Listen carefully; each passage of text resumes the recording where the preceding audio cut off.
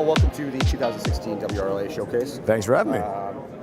What are you seeing these days? You just came from Vegas. Yes. You've done a quick show tour here. What are you seeing that you're really keen on these days? New stuff. Well, I mean, let's just put it this way: the backyard revolution has already began. So people are fully understanding, and I love that I've been a part of it. The fact that you can now do things in your backyard space that you were not able to do before. It's breaking mindsets. You know, back in the day, it was the pressure-treated deck. It was like a railing made out of pressure-treated wood. It was plastic furniture that would stick to you when you got up on a hot day. And it was dad barbecuing over some like nasty rust bucket thing with charcoal. There'd be fires all the time. Wildlife would run away. That was the past. Now your backyard space can be exactly the same as your indoor space. So basically to be able to take the indoors outside. Now the products are there to be able to actually do that, and that's pretty exciting to me. So I mean, it's a revolution because people are now understanding that backyard space can be a true oasis, their staycation, their cottage in the backyard, all of the above, in a time when people need it the most. Your show is like you're continually innovating. No deck seems to be the same outdoor space that you're. I've never done the same thing twice. How do you change that up all the time? How do you stay so innovative? So you know how writers will get writer's block? Well, because they're coming up with their ideas on their own. So my wife is a writer, so she'll every now and then be like, I'm stuck. I never get stuck because when I'm designing something for somebody, I'm using that person for inspiration for my design. And everybody has a story. So, I'm a guy that gets bored very, very easily. So when I am designing anything for anybody, if you have a story, Mike, I'm going to pull that story out of you. I'm going to find out where it is that you love to go. I'm going to find out about, I ask inappropriate questions. Like, who are you? And, some people get weirded out when a contractor asks them that, but I seem to get away with it. But it allows you to be able to then create something that's not based on quote unquote trends. It allows you to create something that's going to be timeless for that person. Whenever something is personal, whenever something is designed and created in a way that has a tie into somebody's life, whether it's really simple or really extreme, now you've got something that's got an emotional response just waiting to happen once it's been built. That's right. What are a piece of advice that you can give to a WRLA member who's a contractor coming to a show like this? What should they be looking for? Here's what I'll say to my fellow brothers and sisters in the trades, people that are installing. You got to adapt with the times. There are so many people that have been doing this for so long who are very good at what they do, but a lot of people are just afraid of change. They're afraid of new innovations because they feel intimidated by it. They're used to what they're used to.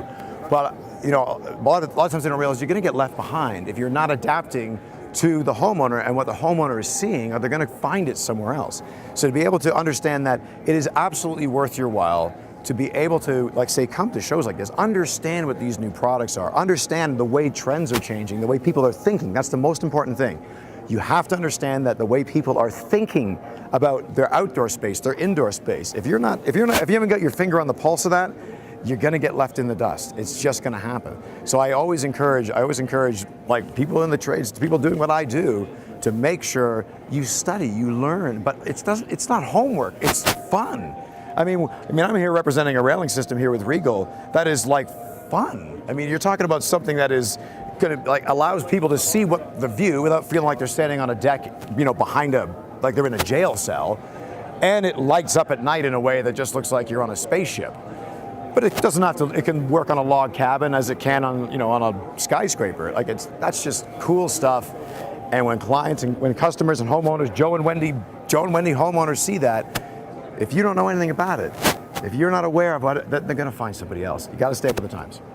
From a contractor's point of view, what do you look for in a supplier? Well, for me, there's the ability to be able to. Human beings are all we're very simple, but we're very complex. So when you're dealing with suppliers that understand people, I mean, you can always tell when people are geared towards people because they actually give a rip about people. They want to provide something that's going to make someone's life better.